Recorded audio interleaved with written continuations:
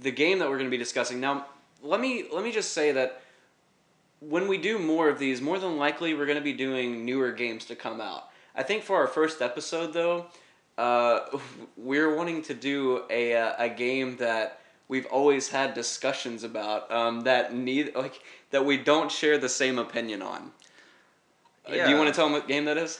Well, as you all know, recently Bioshock Infinite came out and it's been making waves, and it was odd because me and Brennan kind of sort of agreed on that, kind of, sort of. Yeah, For the most part. But it's the reason it's odd is because the most heated discussions we've probably had have been about how awful Bioshock 1 is. How great Bioshock 1 is. How it's a really poorly put together game. And it's how not poorly put Ken together. Levine should probably be hung. I think you're giving Ken Levine a little bit too much credit. Yes. That's not what I was going to say. But, I don't really think that... I've seen some of the things and some of the discussions going back, looking at some of the articles that came out before Bioshock 1 came out. I will agree that some of them were misleading, and that was because of what Ken Levine said. But I don't think that he deserves all the trash talking that you do give him. Well, he doesn't deserve all the praise the thousands of other people give him, so I feel like I'm a very valid counterpoint in a sea of just... I don't want to use the word that I want to use because I feel like it might offend pretty much everyone listening to this. But yeah, so for those of you who don't know, which is everyone, me and Brennan talk about it a lot. And to preface it a little, the difference between me and Brennan's experience is number one, Brennan played this on what you played it on the 360. I played it on the 360 right when it came out. I played it on the PC, and that's not the biggest difference. The biggest difference that we have is that. I grew up playing System Shock, and I've kind of been a PC gamer. I've owned a couple consoles. Lately I haven't, but back in the day, I used to own a couple consoles, but I was mostly a PC gamer. I grew up with Half-Life and Counter-Strike and the like, Valve games. And I've always been a console gamer my whole life. The other major difference is that I read a lot of articles about Bioshock before it came out. No, I read articles too. I'm sure you read all the articles that were like, it's gonna have graphics and it'll be on these systems. Well, it did have graphics, and it was on systems. Yes, that was. So in its defense, those articles were accurate. I'm not going to argue that it had graphics or gameplay or anything. I'm winning so far. Brennan won. Yeah. Raz 0. So the articles that I read, Ken Levine. I don't understand. The thing that makes me so mad is the gamers I talk to are always so quick to jump on Peter Molyneux for all his false promises. Which I never really was mad at the guy. I was a little disappointed as to how some of... You're talking about Molyneux? Yeah. Okay. I was a little disappointed as to how, some things in Fable 2 and Fable 3 didn't come into fruition that he had promised us. I'm not wadding myself into that ball. I don't particularly like Molyneux, but I don't see him as... He's not a jerk. He just... His reach exceeds his grasp is, I guess, how I would say it. His team just is not suited to program the things that he talks about putting in his games, and the things that I'm sure he wants to put in his games, but just generally exceeds the technology available at the instance that he's making whatever game he's working on. If you give the guy credit for anything, you have to give him credit for just pure excitement, enjoyment. Like, you can tell he really does care about... He does have a childlike does. mirth for video gaming, and I mean this is besides the point though. I mean, a lot of people come down really hard on this guy who I don't necessarily like, but I think a little bit of the venom spouted towards him is a little unwarranted. I would agree. And I mean, even people like Todd Howard, who I believe do a great job with things like Skyrim and basically anything to do anything with... Bethesda? Yeah, anything Bethesda, essentially. I mean, he does a great job with all of those, and I mean, he gets a lot of hatred too. And somehow, the one person to escape this internet hatred has always been Ken Levine. No one seems to ever point fingers to all these interviews he has about a completely dynamic environment with completely free roam tendencies where nothing is locked off and there's just streaming loads everywhere and nothing is scripted. The whole game. I mean, there are a lot of things in these. I mean, go back and read these old Game Informers, these old articles on GameSpot about Bioshock, and a lot of what Ken Levine says, I mean, it sounds like Peter Molyneux stand-in, except sometimes even more in excess than what Peter Molyneux will claim to do. And that's where a lot of this falls apart for me, is because I'm used to... I mean, System Shock 2 was a great game. Ken Levine wasn't the lead on that game. That was actually a lot of the people that helped with IDOS, people from IDOS, Ion Storm. I mean, these people that helped make Deus Ex recently Dishonored.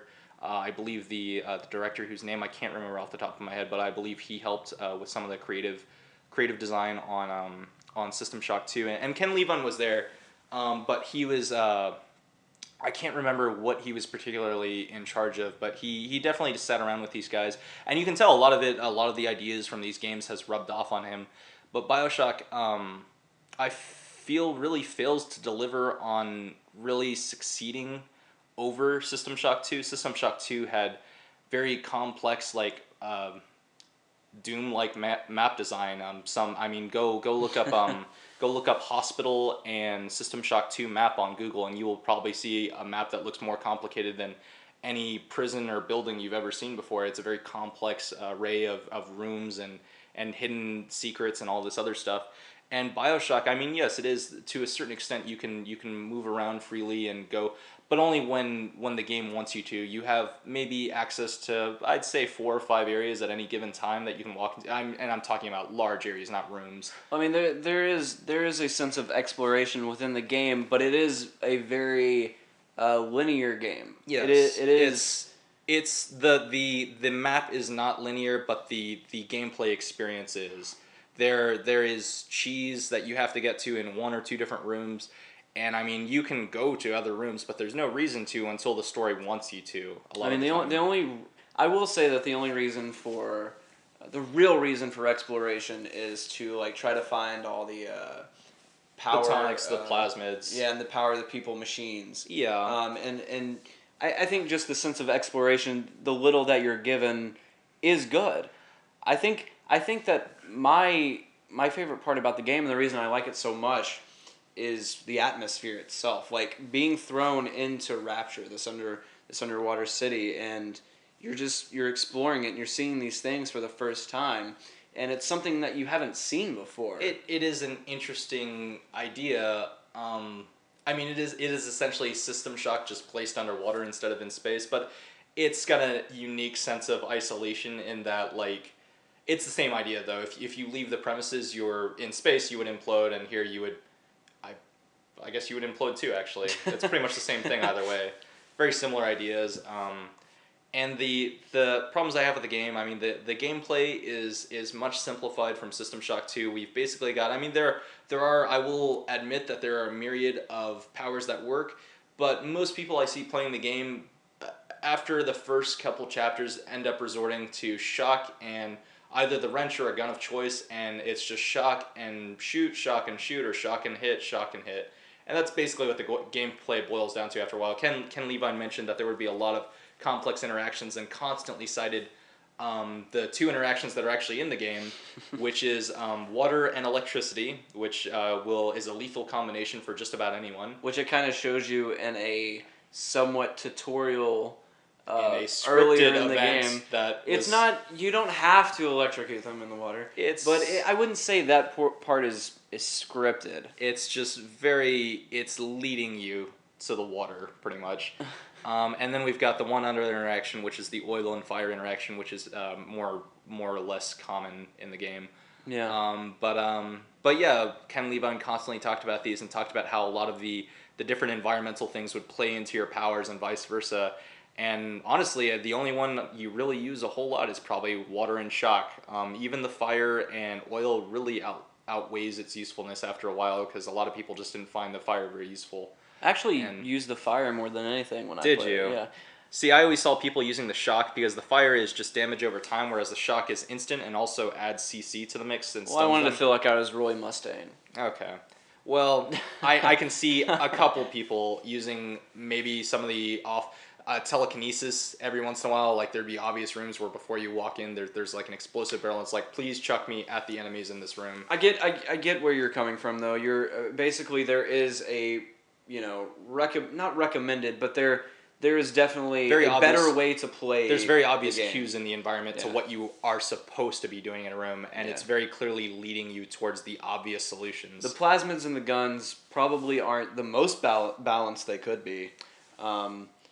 because it's you not can necessarily kind of just get the electricity out and just yeah, kill everything. it's not necessarily about even balance. It's just that I mean, some of them just aren't as much fun as others, and it's a single player game. I'm not gonna rag on it for balance unless it's incredibly OP one way or the other. But it's I don't fairly think it well is, balanced. yeah.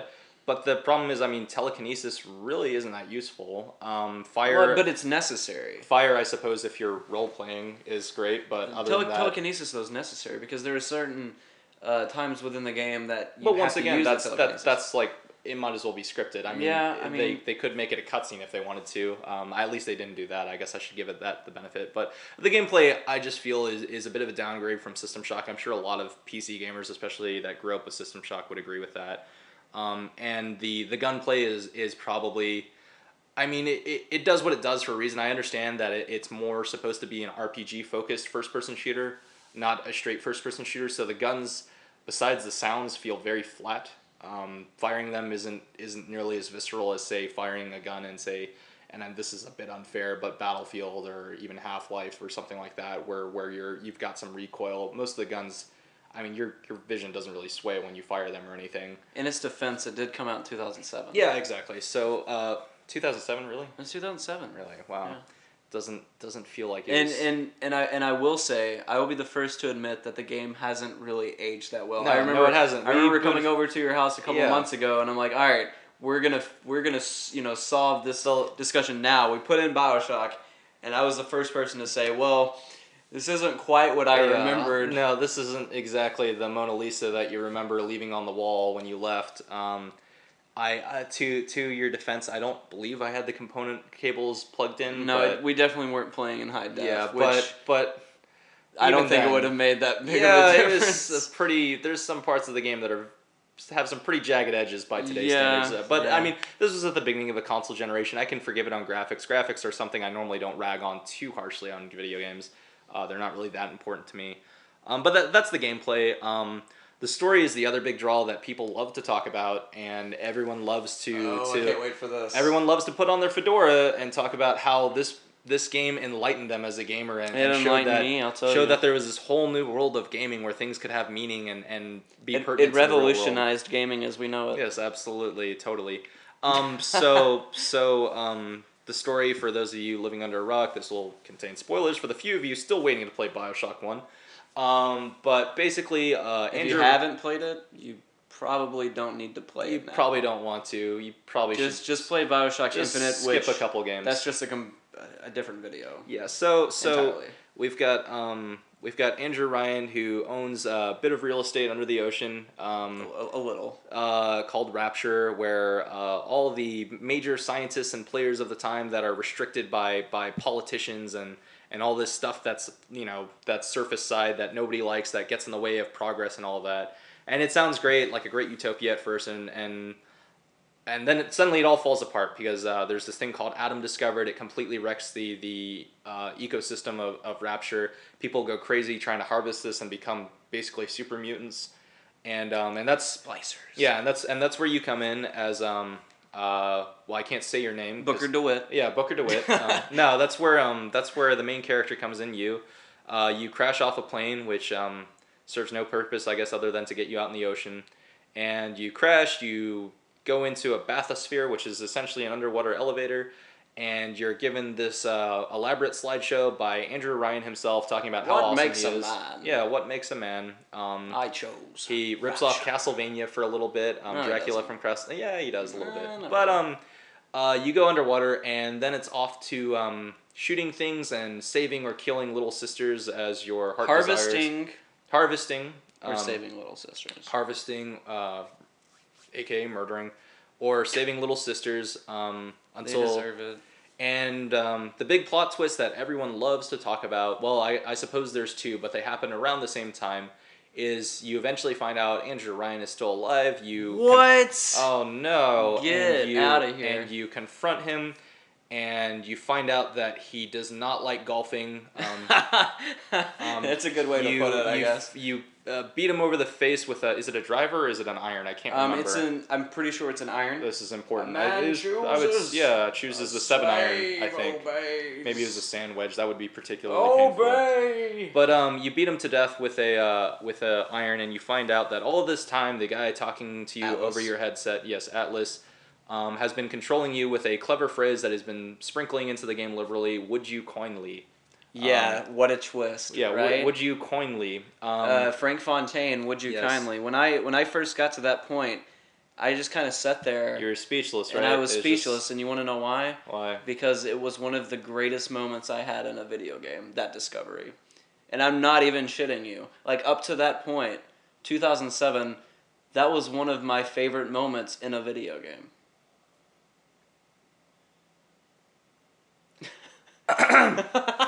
But so that happens, and then we move on, and you confront Atlas, and depending on the ending, whether you are a murderer, which I will be, I'll say that all the endings suck. Everyone. That's the weakest part of the game. One for part me, that everyone yeah. agrees on is that the ending is absolutely it's retarded. Totally weak. So that's the story in a nutshell, and the people that love to talk about it, I mean, there's a lot of references to objectivism, and Atlas is clearly a reference to Atlas Shrugged, a book by Ayn Rand, who I also coincidentally hate.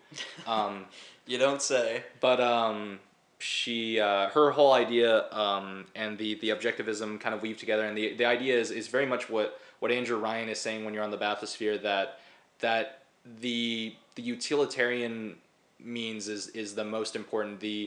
The idea of being nice or basically politically correct, all that stuff basically gets in the way of progress, and we need to just pave over all that stuff and basically do what we want, which, I mean, the repercussions of what happens there speaks for itself. Obviously, it didn't work out very well for Andrew Ryan. His entire society crumbled around him, and the big meta narrative here is that you as a player, much like the main character, aren't in control of what you do. It's a mark on video games, especially linear games, in that you have the illusion of choice, but you're not actually. Atlas is the developer stand-in. He's the one telling you what to do, much as the developer tells you what to do by. I mean, the things we were talking about earlier, where you walk into a room and there's a bunch of channeling Wisconsin here. Gas canisters as you walk in. And I mean, that's the developer kind of tugging on you and saying, would you coinly pick up this gas canister and murder all the people in this room? And it's kind of like, but it won't let you progress the story. Yeah, exactly. The developer is kind of tugging on your leash until you do what he says, much like Atlas tugs on your chain until the main character murders Andrew Ryan or harvests a little sister or whatever he does. And that's the big thing, is a bunch of people, this was a big mind-blowing moment where it was like, oh my god, finally a developer understands video games.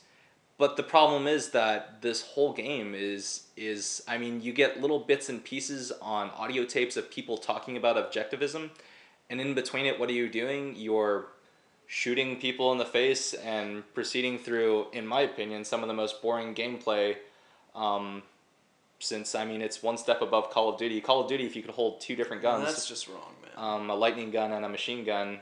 Call of Duty has better shooting mechanics. You're right. That is incorrect of me to say. Well, it doesn't. But I mean, it's really bland gameplay shoved in between, and it's just not. There's no real connection between. The only connection I can see is maybe the Little Sisters as a critique of the player. But I mean, that doesn't even really. After a while, you're only choosing the decision you go with the Little Sisters, whether you kill them or save them. It's basically just, what have I done up to this point? And you just kind of continue along that path until you find out halfway through the game that it doesn't matter either way. The only thing it changes is the ending. Well, I think we had this discussion about Bioshock Infinite as Yeah, well. it's much in the same. I mean, and Irrational isn't one above repeating their mistakes, I suppose. But on a lighter note, you did actually. Your first time around, I remember having the discussion with you. I think more and more as we started to analyze it and you went back, the less, you I was talking with someone about this actually just yesterday, because they were asking me about it, Mike actually, and I mentioned to him. He asked me what I thought of it when I showed him one of the video critiques I had been watching about it, and he asked what I thought after the fact. And I still adhere that it's a enjoyable experience, and it's worth going through once or maybe twice if you're a bit of a masochist, or just really like seeing like little more. It's worth experiencing a second time just with the first Which is the more added, than you'll get the added Bioshock 1. yeah the added story in mind where it's like, okay, so what was actually going on while I was playing this game. But it is one of those things that the more you look back on it, the more critical you are of it, the more you notice that a lot of the a lot of the little it's very manipulative. The game is very manipulative in trying to elicit certain emotions from you at certain times, and making you feel like you're doing certain things when it's really the developer doing something. And the more you notice it and the more you play it, the more it kind of degrades the game. And I feel it's something that won't age well. But I don't necessarily think it's a bad game. I mean, many games aren't meant to be played more than maybe even once most of the time. I mean, Bioshock 1, I think, is a good example of that, Yeah. because even though I played it multiple times, like we were, talking about earlier, yeah, I tried to play it a couple months ago, and it just didn't age well, in my opinion. Yeah, but I mean, both these games, I mean, they both tout really heavy-handed messages, but it's only in little spurts, and only when it's story time. You know, like if you understand what I'm saying, because there's combat and then there's story time, and there's a really big disconnect in between the two, where you can almost audibly hear the gears of the game shifting, and it's telling you, okay, sit down now, because I'm gonna read you off some story about objectivism and Ayn Rand and Atlas shrugging and the Earth falling, and then we'll get back to gameplay when you're ready. And that's what these games feel like a lot of the times, is a very big disconnect between one and the other, and that's the biggest problem I have with the story. And those are my two biggest complaints about the game, is the gameplay and the story, which is for all intents and purposes, pretty much everything. The one thing I will give the game is what you mentioned earlier. Rapture is a beautiful environment. It's really well, maybe not as beautiful anymore, but the concept is very beautiful. The concept, yes. The concept absolutely. is very beautiful. It could use a little anti-aliasing, but the concept is really cool. The atmosphere is really well done. There are times where it genuinely feels spooky, or it feels very lived in, which is more than I can say about a lot of games that came out around that time. But it feels like a step backwards from the series, if as a spiritual successor to System Shock in terms of gameplay, and even in terms of atmosphere in a lot of way. It's a more interesting atmosphere, but it doesn't feel as thick as it does in System Shock, where the environment is very oppressive. And the story is, I mean, a lot of people like to tout that it's something very new, but objectivism is not something that hasn't been done in games before. It's been done before, and there are a lot of games that have meta commentary. I mean, Metal Gear Solid 2 is a great example. Yeah, we were of discussing that the other day. early attempts at postmodernism and meta commentary on video game mediums as a whole. Or I mean, the whole Metal Gear Solid series really. Hideo Kojima is, and in my opinion, Hideo Kojima is much more subtle about it than Ken Levine is. And those are my biggest gripes with the game, though. Is it's not necessarily a bad game. It's just a very manipulative game. Okay, so let me go back to some of the things you said you disliked about the game. Why? I guess you've discussed it a little bit, but what about the actual gameplay mechanics did you not really? It's just very simple. There's not a whole lot of. I mean, yes, there's tonics, there's plasmids, and there's a myriad of weapons that you can sort of. Well, you don't really upgrade them. You just have different ammo and different goodies that you find for them. But it's the gun mechanics are they're enough, I guess is the way I'll put it. They're suitable to the game. They're not anything out of the. I don't think anyone would say that the gun mechanics by themselves are anything out of the ordinary. There's not a whole lot of recoil to the weapons. The spray isn't very interesting. The noises are enough. They do sound like you're firing a gun, but that's about all they are. And the powers are just, many of them are forgettable, either lacking use or redundant, compared to many of the other powers you have. You've got two basic powers. You've got damage, and you've got CC, and then combinations of the two like shock. Shock would be it paralyzes them for a split second, or better yet, kills them in water, and it does a little bit of damage. You've got fire, which does damage over time, and ice, which is CC, and then you've got telekinesis, which is really more a utility. I wouldn't say it's a true plasmid. It's more of a plot element, or not a plot element, but a gameplay element, just to like sometimes do some really light puzzle solving. But it's not really gameplay. It's just a puzzle to kind of break up the monotony. Speaking of which, on the subject of puzzles, I hate the hacking minigame. The hacking minigame. Man, that was fun. The pipe. No, that was fun. I enjoyed it when I was 6 years old, and I was playing it on Windows 3.1, and it was called Pipe Dream. That was a beautiful game back in the day. It hasn't aged very well. 10 years later, about 12 years later, because Windows 3.1 would have been around 1996. So yeah, so maybe 9 years later.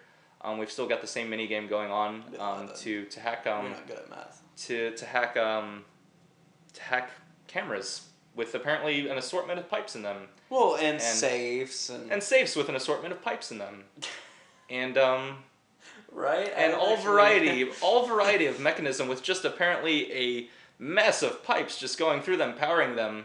Steam powered cameras that can detect friend and foe is very interesting concept. Very futuristic, I suppose. I didn't know water could make alliances. You know, I think it's hard for me to really, I guess, counter.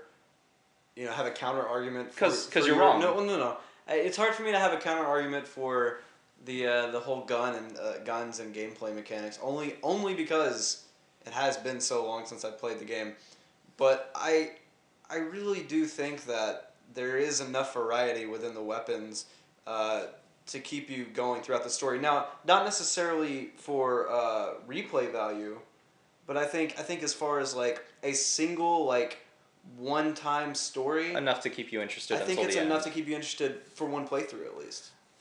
I suppose maybe if you don't, because the weapons are spread throughout as well. So I mean, you're not going to get your last weapon until about an hour or two before you beat the game. And if you're actually searching for the power of the people machines, like you're getting constant upgrades, and you're wanting to see what your weapons are doing, what they're being, what's being added to them with the upgrades.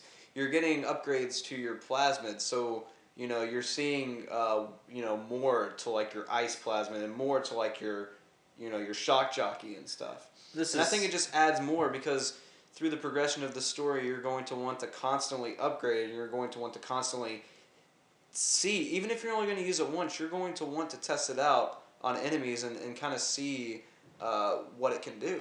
I suppose maybe it's more slighted towards, and Bioshock Infinite certainly isn't, and it's gone in the other direction, but perhaps Bioshock was more oriented more towards RPG players, which is funny because System Shock was very much an RPG styled game.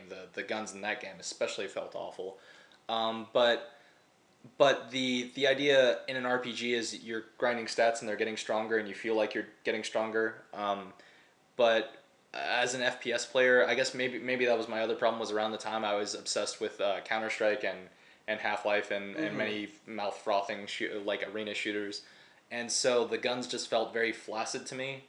And they lacked a certain punch and visceralness that really made them enjoyable. And I understand it's because you're supposed to mix and match the gameplay between plasmids and guns. But that's the other thing, is that the interactions aren't particularly interesting. I've always been told that the way you make interesting gameplay is you have a bunch of simple mechanics meshed together, and this is going to be a very unfair comparison.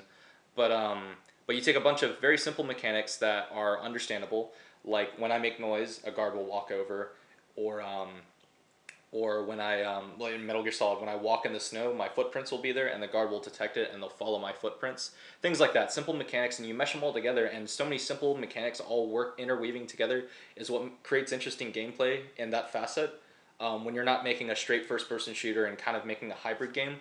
And so the comparison I'm going to draw, and once again, I'm going to say this is an incredibly unfair comparison, but Dishonored, a game I played recently, with a lot of very simple mechanics, and very much like Bioshock, right? And a lot of people criticized it for basically ripping off Bioshock, which I think is a crime in and of itself.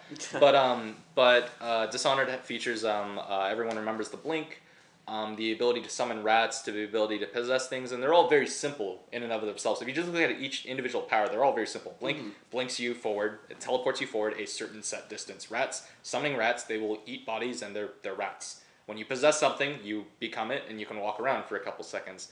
But in tandem, working all together, you've got all these interesting mechanics where you can say summon rats, possess a rat, use the rat to go through a wall, and then use your X-ray vision to, I don't know, see up someone's skirt or something. All these interesting interactions working together. Whereas in Bioshock, the limit of the interactions, they're only twofold deep, and very few, even in that, where it's use electricity on water and kill people.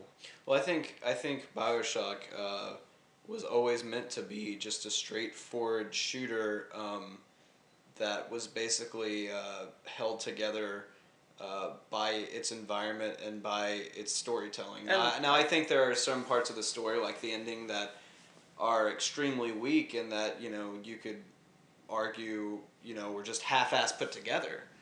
But I think a game that Dishonored, I think it's kind of the opposite, because I personally don't think there's a story to Dishonored. Dishonored has a very weak story premise. Its atmosphere, I would say, is probably about as strong as any other game.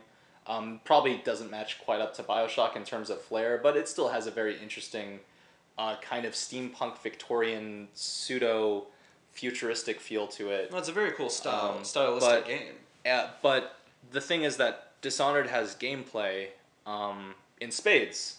It does a very good job with the gameplay, in my opinion. Bioshock, like you just said, I mean, even if I concede that the story is worth experiencing, we've got, you said, a story and a unique environment. So we've got is a still painting that you can walk through that's interesting to look at and listen to, but not interesting to interact with. And that's the problem I have with it, is that it's not Heavy Rain, it's a video game. Heavy Rain is a video game. It's not Heavy Rain, it's a video game. It's not meant to be on VHS or DVD. It's meant to be played.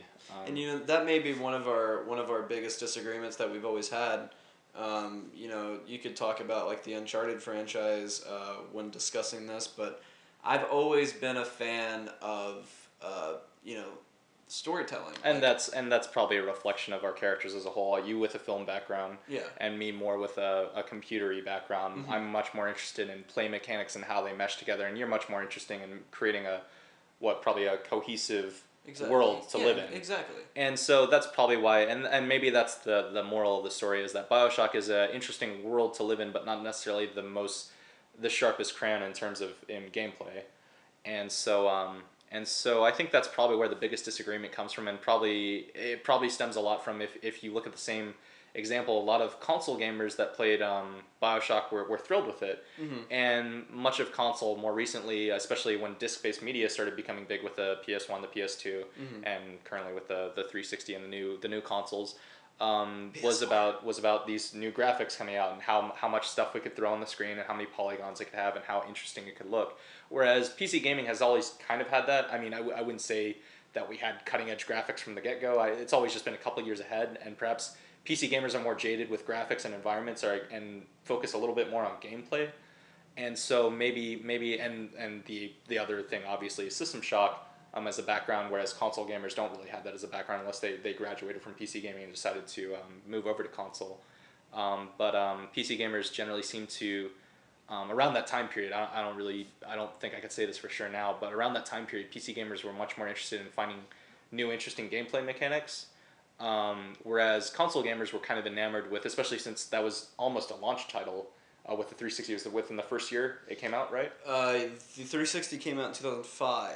Oh, okay. So right. I always think of the PS3 and the Wii. So yeah, it's a little bit older than that. So about 2 years into it, but it was one of the first very impressive looking video games, graphically, to come out, and I mean visually too, in terms of aesthetics and all that, to come out for the 360. It's kind of a game that came out of nowhere. Too. Yeah, I don't think a lot of like the mainstream audiences knew about Bioshock before it came out. Irrational really didn't have much of a name before this. I don't even know if they've ever actually created a solo project before Bioshock. I haven't really looked too far. I mean, into even them. then they were 2K Boston. Yeah, exactly. So I mean, Ken Levine had a background, but that was working with the current guy who's over at Arcane, and the guy working on what are the other games? The guy from Epic Mickey, whose name I can't remember, Warren Spector, I believe.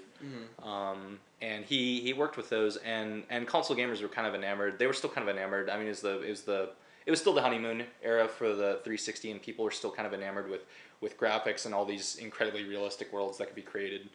And so maybe that's a lot of the praise Bioshock got. I'm sure if you look at any review, all of them would be praising how incredibly cutting edge the graphics were. Everyone likes to talk about the water in that game, which I don't find particularly special, but everyone seems to love it. A bit of an industry standard now, but I think a PC background and a more computery background has kind of led me to not really care about that game as much because it doesn't really offer very much in the gameplay. The gameplay is kind of shallow, and I mean, I'm sure you think it's serviceable, but you just mentioned that you like the story and the atmosphere Exactly, more, yeah. and that's me. I'm sure I could concede. Yeah, the story is somewhat interesting, and that I guess objectivism hasn't been done that. I don't want to say that subtly because Hideo Kojima does it with a little more finesse, I believe. But it was very well put together, and it wasn't as convoluted as Hideo Kojima would make it. It's a lot more obvious, but still not too obvious to where it's bashing you over the face. And so the story and the graphics really might have captured the attention of people who hadn't played System Shock or something older that was more gameplay focused and kind of wanted something more gameplay. And so maybe that's the major difference between people really enjoying it and people just kind of on it with like me. So, all right. So I don't think there's really anything left to say. I think you hit the nail on the head. I think the two different backgrounds really speak volumes for games such as this. Because no, I mean, like we've had the discussions about Uncharted and Heavy Rain and all that stuff, and I like those games because Heavy Rain is a game. I don't think the PS3 has any games. It has a lot of of Blu-ray discs that you can watch. Well, I've played many PS3 games on YouTube, free of charge, all the way through. Well, I'm currently working my way through I guess Uncharted. the moral of the story is PC haters or PC gamers gonna hate. Okay. Well, we'll close with that then.